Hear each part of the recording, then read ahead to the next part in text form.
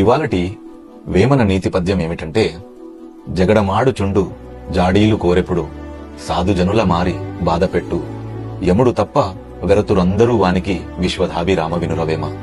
అంటే జగడమాడుచుండు జాడీలు కోరెప్పుడు, అస్తమానం గొడవలు పెట్టుకుంటూ, జాడీలు అంటే చాడీలు చెప్పడం, ఉన్నది ఉన్నట్టుగా చెప్పకుండా విద్వేషాన్ని కోపాన్ని పెంచేలా ఒకరి గురించి ఇంకొకరికి చెప్పడం అన్నమాట.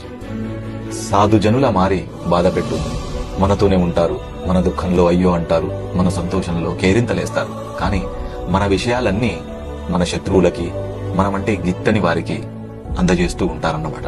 యముడు తప్ప వెరతురందరూ వానికి, అంటే చావుకు తప్ప దేనికి భయపడనటువంటి స్వభావం కలిగిన వాళ్ళు వీళ్ళు. నువ్వు బెదిరించినా ఎదిరించినా ఎందుకు మా గురించి చెడుగా మాట్లాడుతున్నావన్నా అది నీదే తప్పుగా సృష్టిస్తారే కానీ వాళ్ళు చేసింది తప్పని ఒప్పుకోరు. చాడీలు చెప్పేవారి వల్ల కొన్ని దేశాలు, రాజ్యాలు, కుటుంబాలు కూలిపోతాయి. ఒక కుటుంబంలో 4 కోడళ్లు ఉంటే ఏ కోడలైతే చాడీలు చెప్తుందో ఆ కోడలే అత్తగారికి ఎంతో ప్రియం. 4 మిత్రులున్న ఒక గ్రూప్ లో ఏ వ్యక్తి అయితే ఇక్కడ విషయాలు అక్కడ, అక్కడ విషయాలు ఇక్కడ చేరవేస్తున్నాడో వాన్నే అందరూ ఆదరిస్తారు. ఎంతో మంది ఉన్న బంధువుల్లో ఎవరైతే అందరి విషయాలు గ్రహించి మంచిని దాచి చెడును మాత్రమే ప్రచారం చేస్తున్నారో వాళ్ళకే ఆదరణ, అభిమానం ఎక్కువ లభిస్తుంది. రామాయణంలో రావణుడు రాక్షసుడైతే సీత అడవి పాలవడానికి మందర చాడీలే కారణం.